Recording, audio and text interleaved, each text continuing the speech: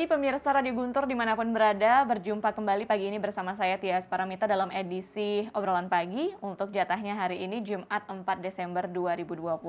Topik yang bakal diangkat di Obrolan Pagi kali ini adalah mengenai antisipasi bencana, di mana seperti yang kita tahu, bencana merupakan satu hal yang tidak dapat diprediksi. Di satu sisi, Buleleng tergolong daerah rawan bencana. Lalu apa langkah antisipasi yang telah dilakukan dan akan dilakukan? Untuk itu di Studio Gumpol 38 pagi ini kita sudah menghadirkan narasumber yang luar biasa. Ada Kalaksa BPBD Kabupaten Buleleng Bapak Ide Bagus Suwarnyana SH. Selamat pagi Bapak. Selamat pagi pendengar. Ya, mohon maaf ini suara memang khas. Oke. Seperti ini. Jadi bukan lagi sakit ya Pak ya? Lagi sakit. Sudah Sehat, berpuluh tahun ini. Iya suaranya. emang. Berarti punya karakter suaranya Iya. gitu ya Ji ya. Nah ngomongin soal bencana, sekarang kan kita ya bukan hanya di Buleleng tapi di seluruh dunia lagi menghadapi bencana virus corona nih. Tapi selain adanya bencana virus corona yang terjadi saat ini, apa yang sudah dilakukan oleh BPBD untuk mengantisipasi kemungkinan bencana yang terjadi? Iya, terima kasih Mbak Tias, pendengar sekalian. Sebenarnya kalau melihat dari bencana, deskripsinya kan bencana ini tidak perlu ditakuti sebenarnya. Jika kita tahu apa yang kita lakukan. Itu saja kuncinya sebenarnya.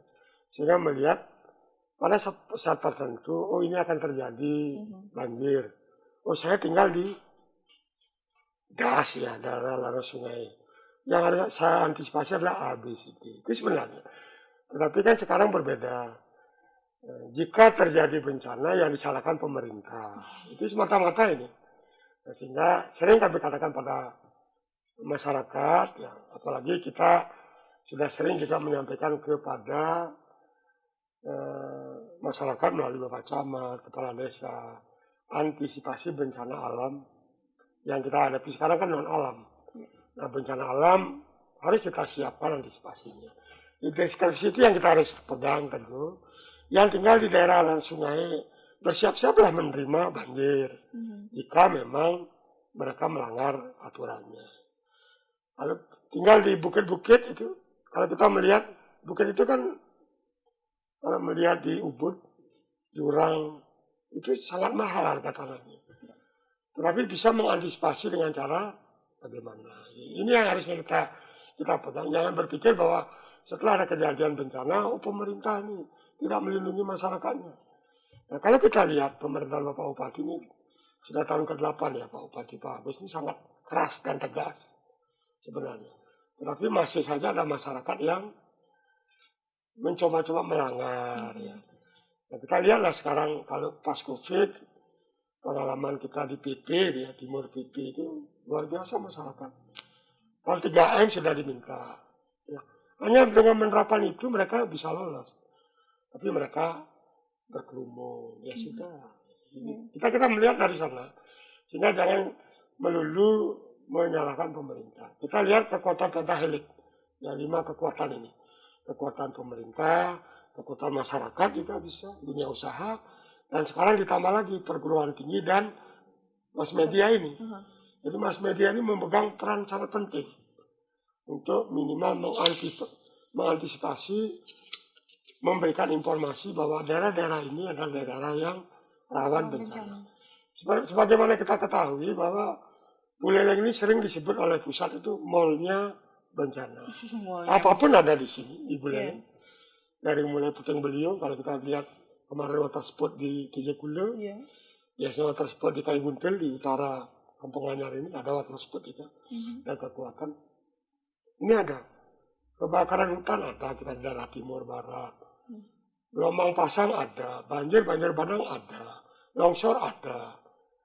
Tsunami mudah-mudahan tidak ada. Tapi potensi tsunami untuk Buleleng cukup tinggi. Iya, karena negara gunung gitu ya. Iya, kita melihat dari posisi negara gunung kita ini kan kemiringan kita hampir landai 30% ya. Itu daerah pegunungan yang untuk dataran baru 51% lah dataran. Nah ini tentu potensi bencana sangat tinggi. Tapi sekali lagi kalau kita mengenal lebih awal, daerah-daerah yang kita tempati, apalagi sekarang ada sudah aplikasi Inaris ya, di mana kita berada kita tahu apakah ini daerahnya daerah yang Rawan bencana? Iya, COVID tinggi oke. atau kita lihat ini harus. Jadi hari ini coba di ruangan ini kita coba cek. Jika ada itu, kita tentu waspada ya. Ini harusnya. Oke, mungkin bisa ditunjukkan di kamera. Ya. Info bencana COVID kelas tinggi di sini. Di sini ruangan ini. Ya. Banjir rendah, gempa bumi rendah. Ya, ada 2. Oke. Ya. Jadi ada aplikasinya berarti? Ada aplikasinya. Ya, kita lihat di mana kita berada. Ini seperti ini ya. Jadi COVID yang ada di sini yang paling tinggi, yang lain rendah. Nah, ini artinya kita harus waspada. Di sini COVID. Tidak bisa kita serta-merta masih usia yang sangat kuat dengan tidak. Ini pengalaman kami melihat dari tugas-tugas kami di BPBD untuk COVID. Yeah. Karena kami kan ditugaskan oleh Bapak Bupati sebagai tim evakuasi dan pengantaran jenazah COVID. Yeah. Baik itu yang suspek, probable, yang konfirmasi. Itu tugas kami. Ada kekhawatiran kami bahwa salah satu dari staf kami yang jumlahnya 27 orang bisa-bisa terkonfirmasi. Dari bulan Maret sampai hari ini, syukur karena kami mencoba menyelamatkan diri sendiri. Jadi tagline kami BPBD kan siap untuk selamat. Itu tagline kami dulu. Sehingga kami siap menyelamatkan diri dulu, baru bisa menyelamatkan teman-teman yang lain. Nah ini kita coba astungkare sampai hari ini kami di BPBD diberikan kesehatan untuk COVID. Nah kembali ke bencana alam seperti tadi. Jadi bencana alam sebenarnya tidak perlu ditakuti. Sepanjang kita tahu apa yang kita lakukan. Oke, langkah-langkah pencegahannya. Ini langkah-langkah pencegahan. Satu contoh, kalau memang sudah di daerah longsor, kita lihat mungkin yang perlu disiapkan, oh ini daerah longsor. Sudah tebing, sudah kita beton ya, karena apa istilahnya, diterasering. Oh pakai tebing, dengan kekuatan tebing ini apakah memang bisa mampu menahan tanah yang terkena hujan 2 jam yang cukup deras. Itu harus dipikirkan juga. Sehingga penyiapannya adalah tas untuk selamat ini. Isinya sertifikat, benda-benda berharga. Di sana 1 tas itu biasanya. Itu yang kita lakukan jika kita membentuk desa tangguh bencana, Destana. Di daerah Lemuke, Galungan, Pancesari, Wonogiri, itu sudah luar biasa. Termasuk kita latih relawannya, luar biasa mereka-mereka ini. Itu yang terdepan yang kita lihat. Kesadaran untuk membantu kemanusiaan cukup tinggi. Sehingga kami dari BPBD mewakili pemerintah hanya tahu berterima kasih pada teman-teman relawan yang dengan cepatnya mengambil langkah penyelamatan. Oke. Nah lalu bagaimana pemetaan BPBD atas potensi bencana di Buleleng? Iya, pemetaan BPBD sudah kita sampaikan. Jadi kalau kita melihat dari potensi, nah ini dilihat. Kami juga sudah sampaikan kepada rekan-rekan camat untuk disampaikan ke seluruh desa. Di sini ada kita lihat daerah atas ini. Ini adalah peta perkiraan wilayah terjadinya gerakan tanah pada bulan Desember. Ini sudah kita sampaikan kepada camat untuk disampaikan pada kepala desa. Ya gerakan tanah yang cukup tinggi ada di Goroka. Hampir semua kecuali Kecamatan Buleleng. Hampir semua sedang dan tinggi. Ya. Yang paling besar tingginya ada di Kecamatan Goroka. Ini sudah kita sampaikan juga. Artinya, mari kita antisipasi sehingga sekali lagi apapun yang terjadi sudah kita tahu. Ya tidak sekali-kali bahasa kami itu, ini pemerintah gimana? Kami tidak dilindungi. Kita melihat dari potensi sudah kami sampaikan juga. Nah desa-desa nanti yang punya potensi sedang, ya. Ini seluruh Bali. Untuk Buleleng sudah mulai dari Banjar, ya, Buleleng menengah ini. Ya. Seperti ini. Itu pergerakan tanah. Pergerakan tanah ini adalah pergerakan akibat hujan deras. Yang diperkirakan oleh BMKG untuk Buleleng awal Desember ini sudah mulai di atas rata-rata. Seluruh Bali sekarang sudah musim. Sehingga kami dengan beberapa SKPD terkait sudah melakukan pembersihan sungai yang dipelopori oleh Dinas Lingkungan Hidup, PU, Perkinta. Hari ini juga masih ada kita pembersihan pohon-pohon ya, apa istilahnya, perampasan. Itu sudah dimulai dari minggu lalu, dari Batis Raja terus ke barat, nanti mudah-mudahan sampai ke daerah Gerobak. Ini perampasan pohon-pohon yang kita duga akan mengakibatkan dahan tumbang yang menyebabkan adalah seperti kemarin kematian di daerah Patas itu. Seperti itu kita lakukan, dan itu dukungan ini juga kita berharap masyarakat ikut membantu kami, tidak serta-merta menontonnya. Tetapi saya dengar tadi di berita Guntur sudah luar biasa sekarang untuk pemilahan sampah. Sampah-sampah ini, dan kita berharap ini terus dilakukan oleh masyarakat sehingga sampah-sampah tidak lagi dibuang di bantaran sungai. Saya melihat seperti itu. Tadi juga Bapak menyebutkan bahwa harus ada peran serta dari masyarakat. Berarti dari setiap desa itu kan dulu ada kabar desa tanggap bencana. Nah, itu bagaimana kabarnya? Apakah saat ini masih aktif atau masih aktif? Masih aktif. Desa tangguh bencana, Destana. Tangguh bencana. Tangguh bencana. Sudah itu ada sekolah aman bencana. Jadi mereka pun anak-anak ini kan lebih cepat menyebarluaskan di lingkungannya, jika anak-anak, karena mereka pelaku-pelakunya. Nah, kita berharap dengan ada ini desa sendiri sudah siap. Satu contoh, Lemuke Galungan itu luar biasa sekarang. Jadi di atas Pancasari, Wanegiri, Igit, sekali lagi desa tangguhnya, relawannya, sekali lagi yang kami sampaikan tadi, kami berterima kasih. Jadi setiap ada kejadian, justru mereka lebih awal datang.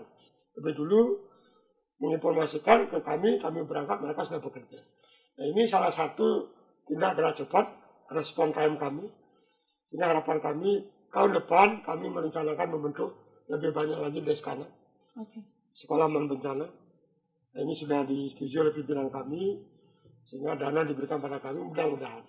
Dengan cara ini, menambah kesadaran, sekali lagi, Pentaheli ini, 5 kekuatan dasar ini, ya pemerintah dibantu oleh masyarakat sepenuhnya. Sudah itu dari dunia usaha, sudah itu dari mass media, dan satu lagi perguruan tinggi. Nah, perguruan tinggi juga demikian. Dengan tridharma perguruan tingginya, satu contoh yang kemarin kami ikuti rakor di Kute 2 hari lalu, sampai kemarin, itu bagaimana membuat rancang bangun penanggulangan bencana untuk Bali. Sistem penanggulangan bencana untuk Bali. Jadi mereka menggunakan sekarang KKN dengan tematik COVID-19. Jadi anak-anak KKN kan tidak lagi ke desa. Satu contoh yang disampaikan, ada anak-anak KKN yang dari Udayana itu ada dari luar negeri. Jadi mereka di sana dia. Seperti di Hong Kong mahasiswanya, Cina ada di sana. Warmadewa juga menyampaikan ada mahasiswa dari Kalimantan, Papua, dan lain sebagainya. Jadi mereka KKN di tempatnya mereka, tapi tematiknya COVID-19. Bagaimana mereka bisa mau kolaborasi lah mereka dengan masyarakat. Jadi ini salah satu yang dilakukan pemerintah sehingga semua elemen Pentaheli ini bergerak. Tidak lagi menunggu. Itu yang kita berharap. Udah kejadian baru. Sudah kejadian baru kita hanya tahu menyalahkan pemerintah. Yang kami sering sampaikan, jika gelap gulita, jangan menyalahkan mati listriknya. Segera ambil lilin, hidupkan lilin itu. Sekecil apapun lilin pada saat gelap gulita, mereka akan memberikan cahaya. Tapi bantulah yang sekitar yang bisa kita bantu, sehingga ada manfaatnya. Harus inisiatif gitu lah Pak ada ya. Inisiatif. Nah tadi katanya ada desa tangguh bencana. Nah ini apakah hanya desa-desa yang rawan bencana saja yang ada desa tangguh bencananya atau sudah semua desa memiliki? Kita berharap karena dana juga ya.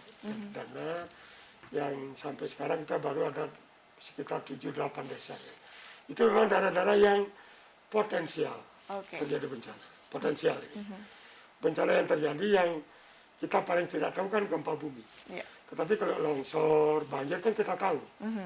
Jadi kalau longsor dengan karakter tanah, itu seperti ini. Jadi kekuatan tanah ini jika lama tidak ada hujan kan retak dia. Nah, kalau ada hujan deras yang cukup panjang sampai 2 jam lebih, kita harus tahu. Dan itu petani, masyarakat pedesaan sudah sangat tahu sebenarnya. Cuma karena alpa, ya, jadi bahasanya karena sudah sehari-hari mereka lakukan, sehingga pada saat terjadi hujan lebat, jadi mereka lupa gitu, bahwa ada kemungkinan tanah di sekitar mereka yang baru mereka terasering itu ada kemungkinan merekah dan air masuk, terjadilah longsor. Seperti itu. Nah, beberapa hari ini kan kita sudah mulai memasuki musim penghujan nih gitu ya Pak ya. Bagaimana nih dengan potensi banjir? Apakah sudah dipetakan juga? Itu sama seperti tadi. Oke. Kita kembali kan pergerakan tanah ini diawali dari hujan yang deras. Ini sebenarnya. Maka kami sudah sampaikan pada para camat, atensi, sampaikan kepada semua kepala desa, kelurahan. Nah, kalau di kelurahan kan ini banjir yang ada di pinggir pantai, karena akibat dari hulu ya. Turun. Ini sudah kita sampaikan. Jadi kalau kita melihat dari di barat itu ada sungai yang sekarang sudah berdiri rumah-rumah. Nah ini kan air kan begitu dia akan kembali ke asalnya. Iya, benar. Datang dari atas ya kembali ke jalurnya. Iya. Nah, ini yang paling kami khawatirkan seperti itu. Ya, kita berharap masyarakat yang sudah mengambil daerah sungai ya untuk berhati-hati. Sekali lagi tolong kesadarannya melihat dari potensi ada. Jadi memang dari tahun kemarin tidak, 2 tahun juga tidak, memang benar seperti itu. Cuma kan tidak harus seperti itu posisinya. Nah, kalau dulu jelang musim hujan itu kan selalu ada kegiatan program kali bersih nih. Semua ASN dan juga warga desa atau kelurahan itu yang dilintasi sungai itu ikut melakukan gotong royong. Tapi sekarang kok belum terdengar nih? Sudah enggak, Mbak. Sudah, oke. Sudah dimotori oleh lingkungan hidup. Oke, Itu sudah 1 bulan lebih, 2 bulan lebih. Jadi lingkungan hidup dengan PUPR, Balai Sungai, Jalan, BPBD, Perkimkas semua terlibat ini. Masyarakat sekitar kita lihat, jadi menyusuri sungai, pembersihan. Nah, satu contoh yang kami gunakan adalah di sebelah sungai kami. Ya, di sebelah kantor kami itu ada sungai kecil yang selalu banjir. Oke. Jika hujan karena ada akar-akar pohon bambu. Itu sudah dibersihkan oleh lingkungan hidup, kami, masyarakat sekitar, PU, Perkimkas, seluruh elemen. TNI Polri sangat membantu kami. Oke. Nah, termasuk PLTGU, mohon maaf, PLN, karena mereka punya gudang di sebelah kantor kami, itu sangat membantu. Jadi direktur GM-nya yang baru, itu sudah mendatangi kami 2 bulan kemarin. Jadi mereka punya keinginan, potensi, karena potensi mereka kan kemungkinan 3 tahun lalu, 2018 itu pernah kebanjiran besar. Jadi hampir mereka kerugian hampir 2 miliar. Karena mereka punya gudang PLN di sana. Ini yang sudah diantisipasi dan termasuk juga penanaman, penghijauan. Sudah dilakukan oleh lingkungan hidup. Seluruh ASN di bawah pimpinan Pak Bupati. Yang di Panjainsari di atas, yang di Tamblingan, yang di Panji kemarin, itu sudah dilakukan. Oke, berarti ada kolaborasi ya, bukan hanya BPBD saja. Jadi di Kekuatan Pentahelik ini yang dibantu. Pemerintah kan termasuk TNI Polri. TNI Polri sangat membantu kami. Ya, kekuatannya ini dilibatkan karena TNI Polri kan sampai desa, mereka punya Babinsa, punya Babin Katitmas. Oke, seperti itu. Jadi bukan hanya BPBD yang bergerak ya sendiri gitu ya. Nah, kalau di daerah perkotaan, Jalan Sri Kandi nih di daerah Sambangan itu merupakan, dan juga kawasan Bakti Seragam merupakan salah satu daerah yang rawan banjir nih Pak ya. Bagaimana? Apakah sudah dilakukan antisipasi? Itu bukan banjir istilahnya ya, jadi luapan air. Oke, luapan air beda ya. Yang di Bakti Seragam sudah ditangani oleh PU. Kita melihat sekarang di sebelah SD itu sudah cukup tinggi. Sungainya sudah, gotnya ini. Kita katakan got bukan sungai itu, got kecil ya, tapi sudah ditangani. Jadi kami sampaikan bahwa satu contoh Musi, yang kemarin banjir besar, itu sudah mulai ada jembatan baru. Di samping kami itu, Tukar Batu Pulu namanya. Sebelah kantor kami, tahun depan informasi dari Balai Jalan, itu juga akan dibuatkan jembatan baru. Tidak lagi jembatan yang sekarang yang rongklu itu, yang karena ada tengah-tengahnya. Nah, jadi pimpinan kami Pak Bupati ini sudah luar biasa, Mbak. Jadi contoh pemutaran. Pemutaran dulu sering luapan air, bukan banjir, luapan air. Jadi dari hulu datang, karena tidak ada saluran ke laut, masyarakat sekitar itu memang tidak mau karena ada terumbu karang di sana, tidak mau ditembuskan ke laut, jadi diarahkan arah barat. Sudah juga ada. Sekarang alat desa pemutaran kan jalannya agak naik sedikit, aspal yang mulus itu, agak tinggi seperti naik ke gunung dikit. Nah ini cara-cara yang digunakan pimpinan kita, Bapak Bupati yang kadang sarjana teknik, berkolaborasi dengan balai jalan ya seperti itu. Jadi semua titik-titik, satu contoh depan bawang, itu kan juga ditinggikan sudah. Yang sering luberan air, jadi bukan banjir sebenarnya. Luberan air, karena turun banyak, masuklah dia ke jalan. Jadi, menarik. Apa memangnya perbedaan antara luapan air dan banjir? Karena masyarakat terkadang kalau sudah ada air menggenang banyak, itu disebutnya banjir. Luberan air itu sebenarnya. Yang seketika 1-2 jam sudah kembali surut. Kalau banjir kan berjam-jam dia. Jadi banjir artinya deras dengan kapasitas air yang cukup tinggi dan itu membahayakan. Jadi yang sering kami lakukan jika terjadi banjir, kita tim penyelamat tidak bergerak dulu.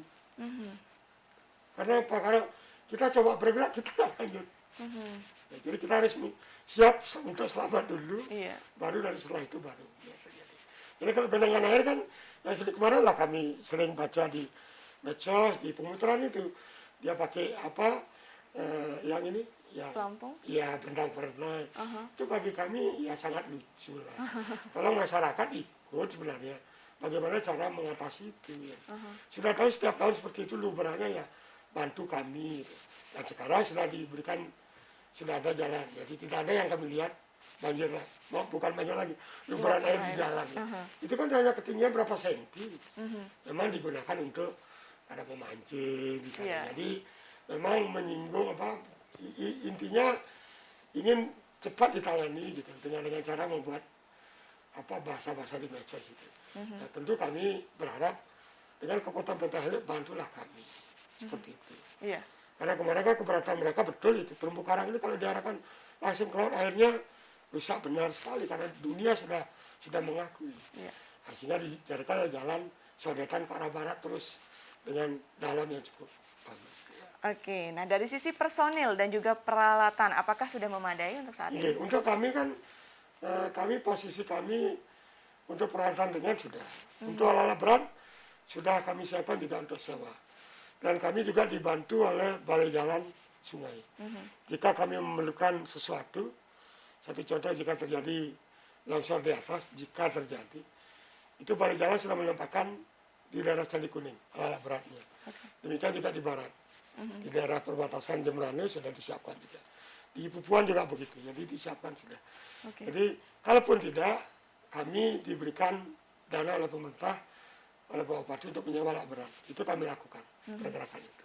Jadi sudah ready ya alatnya di daerah-daerah yang potensial untuk terjadi bencana. Tapi semoga saya tidak terjadi. Mudah-mudahan tidak. Iya, mudah-mudahan tidak. Berarti bencana ini kan seperti tadi Bapak bilang bisa dicegah jika kita tahu caranya. Tapi seringkali masyarakat udah tahu. Contohnya saja luapan air itu dikarenakan adanya sampah yang ada di gorong-gorong itu ya, di selokan. Nah, ini kenapa kok masih tetap aja terjadi? Padahal kayaknya masyarakat udah tahu penyebabnya, udah tahu seharusnya melakukan apa, tapi tetap saja terjadi, Pak.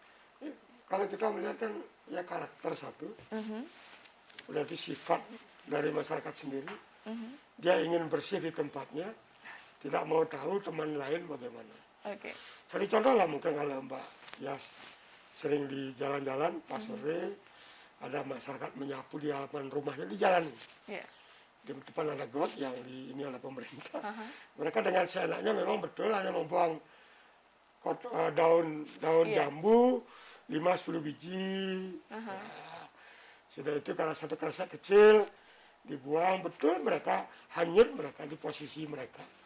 Tetapi setelah dari jauh-jauh itu menumpuk, itulah menyebabkan penyumbatan. Nah, penyumbatan airnya meluber.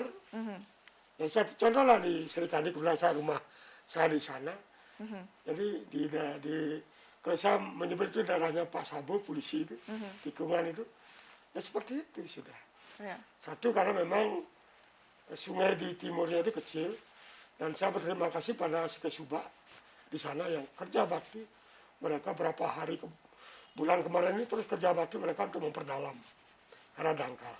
Dangkal ini pun karena masyarakat membuang urukan tanah, urukan tembok ke sungai itu depan mereka. Jadi mereka berpikir kita juga akan hanyut, tapi mereka lupa hanyutnya itu di mana. Jadi tanah-tanah seperti itu juga bisa menyebabkan. Iya, karena kan dangkal dia. Sungai yang dalam kan bisa dengan volume air yang tinggi, besar, dengan yang dalam, got atau ini yang dalam itu bisa mempercepat. Tapi kalau makin dangkal, air tinggi kan meluber dia ke jalan. Tentu ke jalan, sekali lagi pemerintah tidak pernah merawat sungai, tidak pernah merawat ini. Seperti itu kita lihat. Ya, jadi kalau melihat dari kepemimpinan Pak Bupati ini sudah luar biasa kami lihat 8 tahun ini. Perubahan fisik ini sudah, kalau kita lihat infrastruktur sudah luar biasa bagi saya. Jadi mohon maaf, bukan ada karena saya pegawai negeri, tidak ya. Jadi masyarakat bisa melihat dan menikmati. Apa yang sudah dilakukan ya, langkah antisipasi. Baik, terima kasih. Menarik sekali apa yang sudah dijelaskan tadi, dan di segmen kedua nanti bakal kita lanjutkan, dan kami juga memberikan kesempatan untuk pemirsa Radio Guntur yang ingin bergabung di 23455 untuk menyampaikan saran pendapat, atau mungkin daerahnya sering terjadi bencana gitu ya, masih belum tahu mungkin antisipasi seperti apa yang harus dilakukan, bisa langsung tanya di sini ya di 23455, tapi nanti setelah kita break iklan untuk mendengarkan beberapa iklan yang mau lewat berikut ini.